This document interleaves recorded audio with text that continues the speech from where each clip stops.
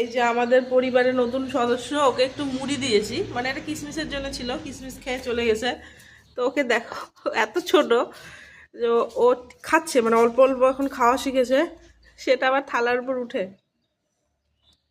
ও বাবা, মুড়ি খাচ্ছে মুড়ি খাচ্ছে।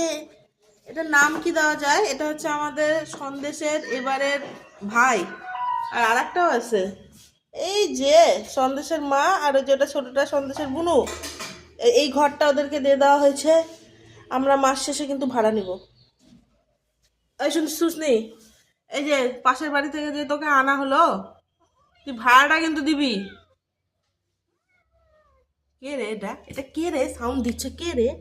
ও দেখা যাচ্ছে না। শুনছিস নি? শুনতে পারলি তুই? ও মাসি, ভাড়া টাড়া নাই, ঝোল ফোল নিয়ে কোথায় যাব, তাই এখানে আসা। এই যে থালা থেকে নেমে গেছে। আরে বাপরে বাপ, পিঁপড়া বাবা, পিঁপড়ু। ভাই, গুদুয়া বাচ্চা, এই বাড়ি আসে তোমার কেমন লাগছে বাবা? ভালো লাগছে না? মাসি শুধু মুড়ি খাচ্ছে। এ শোন একটু, ভাল লাগছে না, মাসি শুধু মুড়ি খাওয়াচ্ছে। একটু মাছ টাছ খাওয়ালে নাই ভাল লাগতো।